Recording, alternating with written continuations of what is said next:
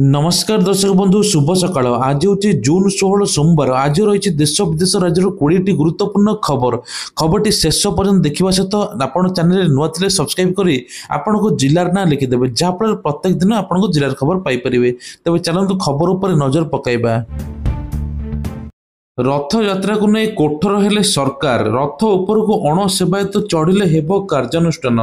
तेबे आगु को अच्छी विश्व प्रसिद्ध रथयात्रा श्रृंखलित गुंडीचा यात्रा पर अंटा भिड़िले सरकार। अणसेवायत और मोबाइल व्यवहार रोक लगाई सरकार बड़ एक्शन प्लान। अणसेवायत रथ उपर को चढ़िले हेबे गिरफ। रथरे सेवायत माने मोबाइल व्यवहार करें नहीं।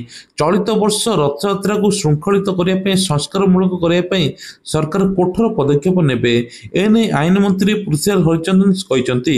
तेबे मोबाइल धरा पड़े एबे सेवायत को तुरंत बाहरी रथ उपर सेवायत माने मोबाइल व्यवहार करें नहीं।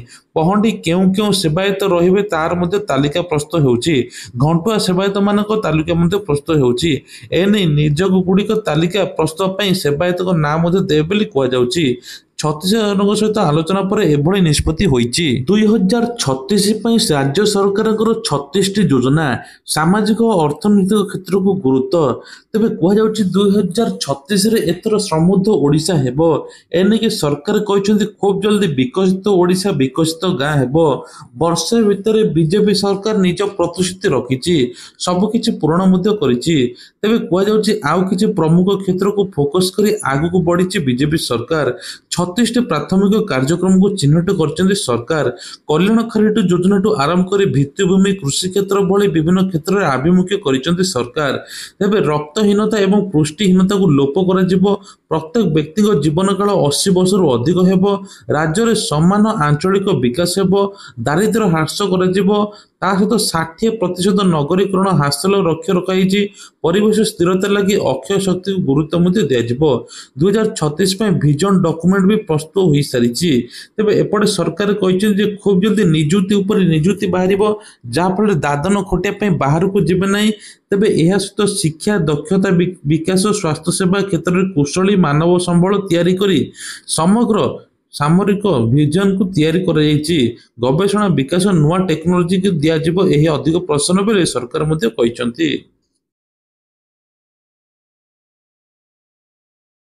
सबु स्वास्थ्य केन्द्र को हाई अलर्ट मोड रखापी मुख्यमंत्री का निर्देश। जाजपुर और केन्दुझर जिले में झाड़ा बांति व्यापीवा पर तत्परता देखा राज्य सरकार। जिलार सबु स्वास्थ्य केन्द्र को हाई अलर्ट मोड रखापी निर्देश देती। सेपटे जाजपुर गली कंदी ठारू आरंभ कर जेतिक जलखिया दुकान जेको दुकान सबु दुकान एवं परीक्षा चली। एने कि गोटे स्वतंत्र टीम चली। एपटे जिला स्वास्थ्य अधिकारी और वरिष्ठ अधिकारी को कार्यानुष्ठान मुख्यमंत्री निर्देश देते।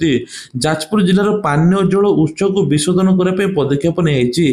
अन्य देश आसवा पर्यंत रास्ता कड़ उपर कटकणा जारी रहिबो। रास्ता कड़ उपर कौन दुकान रहिबो नाही। एसत पड़ोशी जिला को जपरी झाड़ा बांति न व्यापी से सजग रही परामर्श मुख्यमंत्री। मुख्यमंत्री निर्देश स्थिति उपर एससीबी डाक्तरी दल नजर रखिंट। कह डाक्तरी दल केवल सेठ रही समस्त चिकित्सा करेंगे आ टोटाल एपट सेपट हेब नहीं। कहीं गोटे थर व्यापी गले ये सारा राज्य को व्यापी जाए कहुच्छी। तेबे एपर्यंत एथिरे 19 जनकर मृत्यु होती। 5 रु अधिक आक्रांत हेले। प्रथम श्रेणी युक्त 2 पर्यंत छात्र छात्री पाठपढ़ा मिल 15,000 टंका। एने कि सरकार तरफ बड़ घोषणा। निर्वाचन प्रतिश्रुति पूरण निमंते आंध्र प्रदेश टीडीपी नेतृत्वाधीन एनडीए सरकार बड़ घोषणा करछंती। एणिकी एही योजना योग्य परिवार को प्रति स्कूल पिला वार्षिक 15,000 टंका जोगाई देवे सरकार। परिवार पिला संख्या निर्विशेष यह योजना प्रथम श्रेणी युक्त 2 पर्यंत लागू हो बोली सरकार कहते।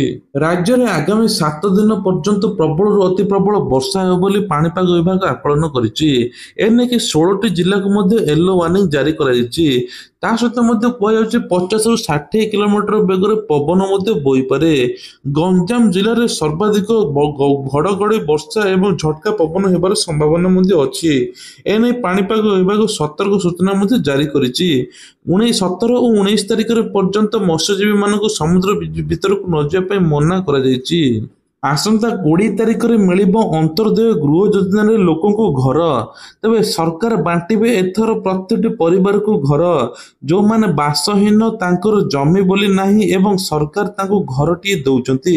ତେବେ ସରକାର କହିଛନ୍ତି ଯେଉଁମାନେ ଆର୍ଥିକ ସ୍ୱଚ୍ଛଳ ନାହାନ୍ତି, ଯେଉଁମାନେ ଏପର୍ଯ୍ୟନ୍ତ ଅନ୍ତର୍ଦୟ ଗୃହରେ ସାମିଲ ହୋଇନାହାନ୍ତି, ସେମାନେ ମଧ୍ୟ ଆବେଦନ କରିପାରିବେ, ଯାହାଫଳରେ ସେମାନେ ଘର ଖଣ୍ଡିଏ ମଧ୍ୟ ପାଇପାରିବେ। ପ୍ରକୃତ ଯୋଗ୍ୟ ହିତାଧିକାରୀଙ୍କୁ ସରକାର ବାଛି ବାଛି ଦେବେ ଘର। ରାଜ୍ୟରେ ଏପର୍ଯ୍ୟନ୍ତ ପାଖାପାଖି କୁହାଯାଉଛି ଯେ 8 ଲକ୍ଷ ଲୋକେ ଆବେଦନ କରିଦେଇଛନ୍ତି। ତା ଭିତରୁ ପ୍ରତି ପରିବାରରୁ 10 ଜଣଙ୍କ ପିଛା ଜଣକୁ ମିଳିବ ଘର ବୋଲି ମୁଖ୍ୟମନ୍ତ୍ରୀ କହିଛନ୍ତି। ପୁଣି ପାର୍ଟ ବାଇ ପାର୍ଟ ବା ଫେଜ୍ ବାଇ ଫେଜ୍ ଲୋକଙ୍କୁ ଘର ଦିଆଯିବ ବୋଲି କୁହାଯାଉଛି। ଆସନ୍ତା ମାସ 20 ତାରିଖରେ ଏଥର ରାଜ୍ୟ ସରକାର ବର୍ଷ ପୂର୍ତ୍ତି ପାଳନ ହେବ ଆସନ୍ତା ମାସ 20 ତାରିଖରେ। 20 ତାରିଖ ପୂର୍ବରୁ ସରକାର ଯୋଜନା ଉପରେ କିଛିଟା କଥା କହିଛନ୍ତି। ତେବେ କହିଛନ୍ତି ଯେ ଏଥର ସିଏମ କିଷାନ ଟଙ୍କା, ଚାରିଦାର ଖୋଲିବା, ସୁଭଦ୍ରା ଟଙ୍କା, ଭତ୍ତା ଟଙ୍କା ଏମିତି ଅନେକ ଯୋଜନା ହୋଇଛି। ତା ସହିତ ମଧ୍ୟ 60 ବର୍ଷରୁ ଅଧିକ ଭତ୍ତା ଟଙ୍କା ତାଙ୍କର ବୃଦ୍ଧି ହୋଇନି। ଖୁବ୍ ଜଲଦି ତାଙ୍କ ଭତ୍ତା ଟଙ୍କା ମଧ୍ୟ ବୃଦ୍ଧି ହେବ। ଗୃହରକ୍ଷୀ ମାନଙ୍କର ମଧ୍ୟ ଭତ୍ତା ଟଙ୍କା ବଢିଛି। ଏନେକି 4 ଗୁଣ ଭତ୍ତା ଟଙ୍କା ବଢିଛି ବୋଲି କୁହାଯାଉଛି। ସରକାର କହିଛନ୍ତି ପ୍ରତିଟି ଓଡ଼ିଶାବାସୀ ଏଥର ଉପକୃତ ହେବେ। କେଦାରନାଥରେ ଘଟିଗଲା ବିରାଟ ବଡ଼ ଅଘଟଣ। ଚାହୁଁ ଚାହୁଁ ହେଲିକପ୍ଟରଟି ହୋଇଗଲା କ୍ରାସ୍। 7 ଜଣଙ୍କ ଏଥିରେ ଜୀବନ ମଧ୍ୟ ଯାଇଛି। ତେବେ ଏହି ଘଟଣା ପରେ ବେସାମରିକ ବିମାନ ଚଳାଚଳ ମନ୍ତ୍ରାଳୟ ହେଲିକପ୍ଟର ସଟଲ ସେବା ପରିଚାଳନା କରୁଥିବା କମ୍ପାନୀ ଆର୍ଜନ ଏଭିଏନ୍ସ ବିରୋଧରେ ଦୃଢ଼ କାର୍ଯ୍ୟାନୁଷ୍ଠାନ ନିଆଯିବ। ସରକାର 15 ଓ 16 ଜୁନରେ ସମସ୍ତ ଅଞ୍ଚଳରେ ଚାର୍ଟର ବା ସଟଲ ହେଲିକପ୍ଟର ପରିଚାଳନାକୁ ସ୍ଥଗିତ ରଖିଛନ୍ତି। ଏପଟେ ଅହମ୍ମଦାବାଦ ଘଟଣା ନ ଜାଣୁ ଏପଟେ ଆଜି ସକାଳୁ ସକାଳୁ ଦେଖାଯାଇଥିଲା କେଦାରନାଥ ଧାମର ଘଟଣା, ଯାହାଫଳରେ 7 ଜଣଙ୍କ ମୃତ୍ୟୁ ହୋଇଥିଲା।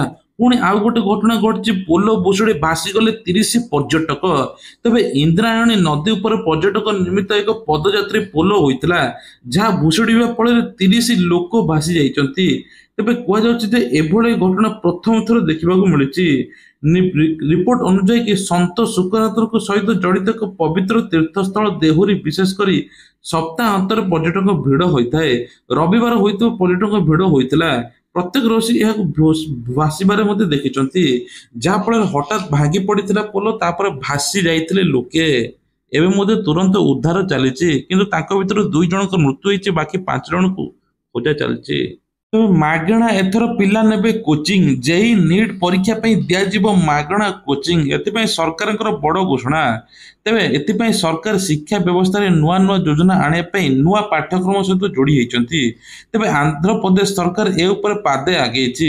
ସେପଟେ ଆନ୍ଧ୍ରପ୍ରଦେଶ ସରକାର କହିଛି ଜେଇ ନିଟ୍ ଭଳି ଜାତୀୟ ସ୍ତରୀୟ ପ୍ରତିଯୋଗିତାମୂଳକ ପରୀକ୍ଷା ପାଇଁ ଜୁନିୟର କଲେଜର ଛାତ୍ରଛାତ୍ରୀମାନେ ମାଗଣା କୋଚିଂ ନେଇପାରିବେ। ଉଦ୍ୟୋଗପତିମାନଙ୍କ ପାଇଁ ଖୁସି ଖବର। ଏବେ ଏମ୍ଏସ୍ଏମ୍ଇ ଯୋଜନା ମାଧ୍ୟମରେ 10 ଲକ୍ଷ ପରିବର୍ତ୍ତେ 20 ଲକ୍ଷ ପର୍ଯ୍ୟନ୍ତ ମଧ୍ୟ ଋଣ ନେଇପାରିବେ।